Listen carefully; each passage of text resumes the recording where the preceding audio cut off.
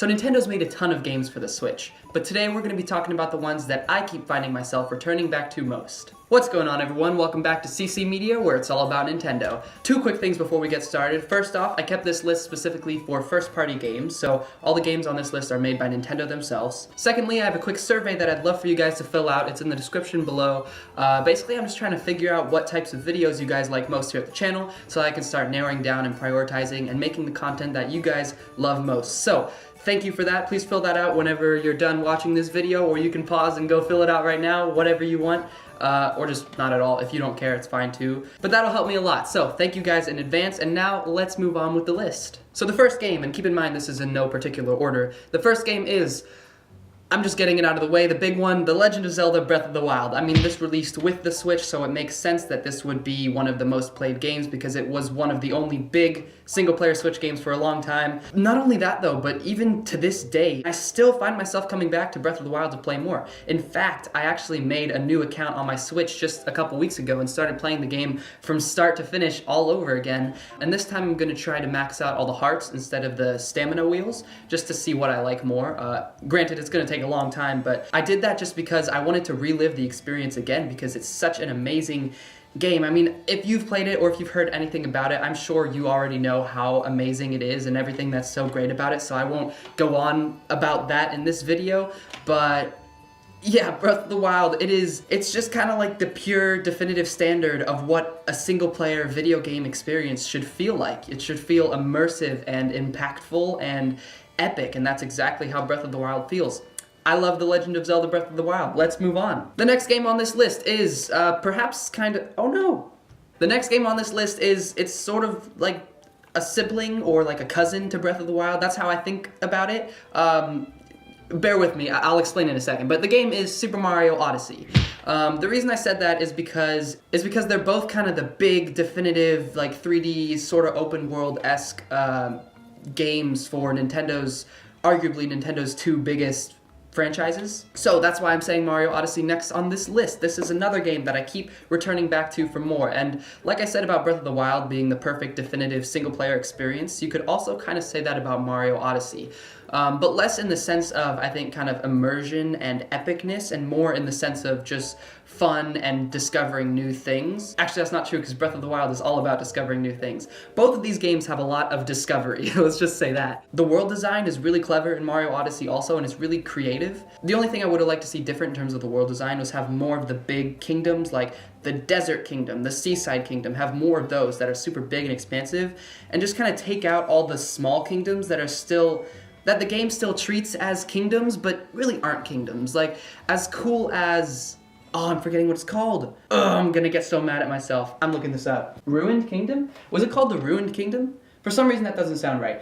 The Ruined Kingdom, I guess that's what it's called. For example, that kingdom looked really cool and it had a great vibe, and I would have actually loved to see a whole entire kingdom made out of that, but it's basically just one little path leading up to a boss and that's it. As cool as they are visually, they're not kingdoms. They're not like, you know, the Desert Kingdom or the Metro Kingdom where they're big and actually expansive. So I would have liked to see, just kind of get rid of those and just have each kingdom be big and exciting and have a lot packed into it. I still haven't 100% of the game, granted I'm really close, but I haven't yet because there's so much to discover. I find something new every time I play the game, just like with Breath of the Wild. So I love Mario Odyssey along with Breath of the Wild. They're the two kind of, to me, they're still the two big definitive Switch single-player experiences in my eyes, and at least for first party.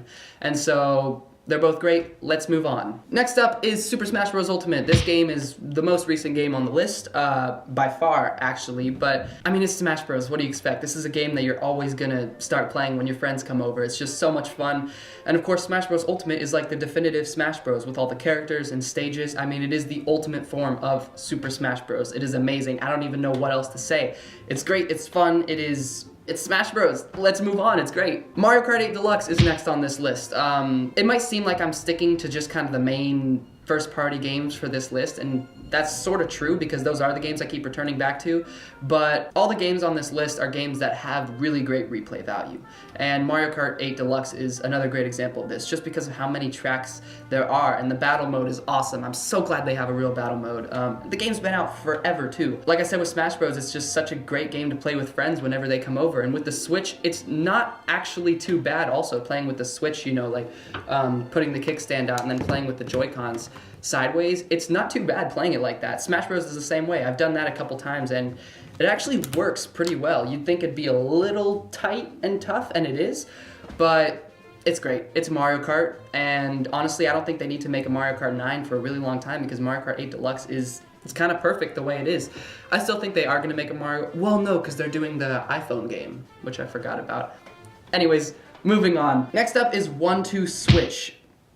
I know, crazy, it's bizarre, right? No one really liked this game when it came out. People were like, this is a wannabe Wii Sports, this shouldn't be $50, etc. And all of those complaints, plus all the other complaints people had, are honestly really valid concerns and issues. And I kind of felt the same way when the game came out, but at the same time, like, it's just so much fun. It's so fun, and you'd think it'd get old and boring and repetitive, and it kind of does, but at the same time, like, it still has this level of charm whenever you play it that just, it never goes away. Like, I had a friend at school the other day who, he doesn't really know anything really about Nintendo or the Switch or anything, and I brought my Switch for this party, and he was like, hey, we should play that game where you quick draw, you shoot at each other or whatever.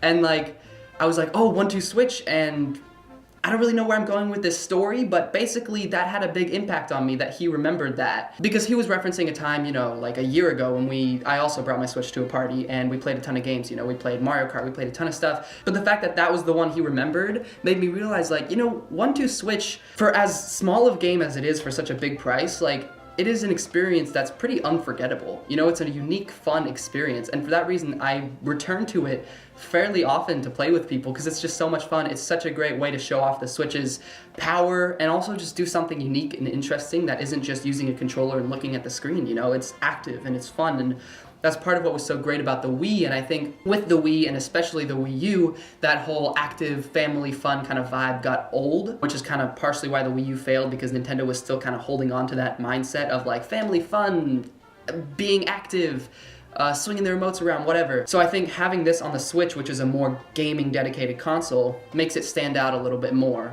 as its own fresh, fun experience, at least in my eyes and in the eyes of everyone else at my school who loves the game just because it's so unique and fun. So those are the main 5 games I could think of that are just like the main definitive first party games that I keep coming back to. However, I'm gonna briefly go over some like games that don't have to be first party. They might be first party, I'm not really sure.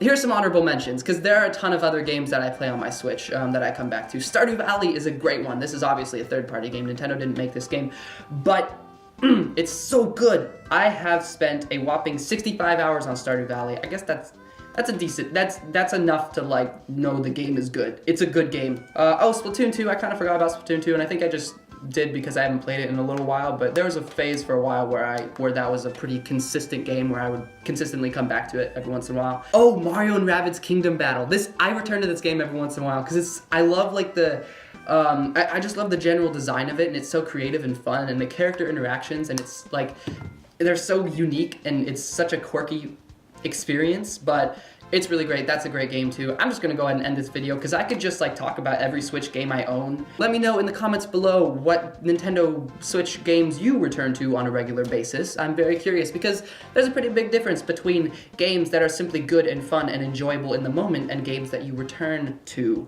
consistently, or at least fairly often. So let me know what those games are for you. I'm very curious to hear. Like I said, please fill out that survey. It's really gonna help me get a better feel for the content that you guys are interested in and what you guys wanna see here at the channel, so I can prioritize based off your needs, because I know like as a creator or whatever, I should be making the content that I wanna create, and like that makes sense, but I also wanna know what you guys wanna see, because I enjoy all the content I create, but I wanna make sure I'm making content that you guys also enjoy. Fill that out if you get the chance. Thank you. Thank you guys so much for watching this video. Stay tuned to CC Media for more Nintendo related content just like this, and I'll see you guys in the next video.